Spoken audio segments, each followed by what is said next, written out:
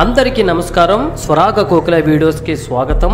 మేడపైన లేదా పెరటిలో పువ్వులన్నీ పోటీ పడి మరి వికసిస్తే ఎంత అందంగా ఉంటుందో చూడగానే మనసు పరవశించిపోతుందండి. ఎందుకంటే పువ్వులకు ప్రాణం ఉంటుందని, ప్రేమతో చూస్తే అవి స్పందిస్తాయని వైజ్ఞానికంగా నిర్ధారించారు. ఈ పువ్వులన్నిటినీ ఒక చోట చూస్తుంటే ఎంత అందమో ఎంత ఆహ్లాదమో, మొక్కలతో చక్కని బంధాన్ని పెనవేస్తాయి అందంగా విరబూసిన పువ్వులు. ఇవి బిల్లగన్నేరు పువ్వులండి. రోడ్ల పక్కన ఎక్కడ పడితే అక్కడ వాటి అందాలతో ఆకట్టుంటాయి. ఔషధ గుణాలను కలిగి కూడా ఉంటాయి ఈ పువ్వులు. ఇవి చూసారా, కాగితపు పువ్వులండి. రోడ్లకు మధ్యలో పెద్ద పెద్ద పార్కుల్లో పందిరిలా గుబురుగా అల్లుకుపోయే రకరకాల రంగు పువ్వులు కాగితపు పువ్వులు. అబ్బో, మందారం. వీటి కోసం చెప్పడానికి మాటలు చాలవు. ఎన్ని రంగులో, ఎన్ని ఆకారాలో, ఎన్ని ప్రయోజనాలో. మందారం ప్రతి ఇంట కొలువు తీరే బంగారం అండి. ఇంట్లో బంగారం లేకపోయినా సరే ఇంటి ముందు మందారం తప్పకుండా ఉంటుంది.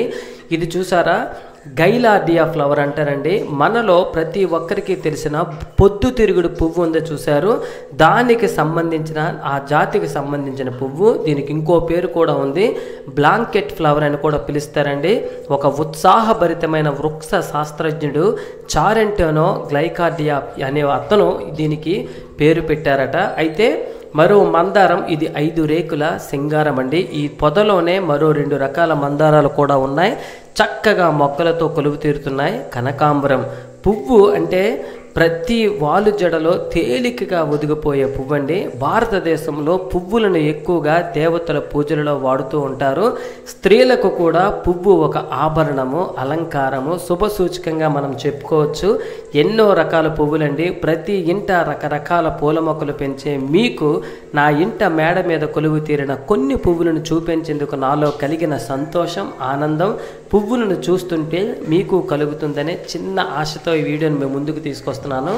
పూల మొక్కలు అంటే పెంచే ప్రతి ఒక్కరికి కూడా నేను చెప్పేది ఒకటే, భగవంతుడితో అంటే మనం భగవంతుడికో లేదా సాటివారుకో, మీ వాలు జడకో లేదా మీ ఇంటిలో అలంకరణకో పూస్తున్న పువ్వులను కోస్తున్న కొద్దీ మరింతగా చక్కగా పూస్తూ ఉంటాయి.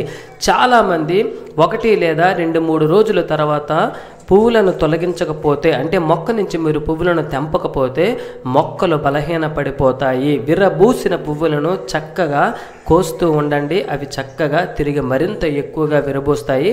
అందమైన పూల మొక్కలను పెంచే మీకు ఈ వీడియో కనుక నచ్చితే దయచేసి లైక్ చేయండి, షేర్ చేయండి, కామెంట్ పెట్టండి. మీ సహృదయంతో, మంచి ఆలోచనతో స్వరాగ కోకిల వీడియోస్ను సబ్స్క్రైబ్ చేసి మరింత ముందుకు నడిపించండి.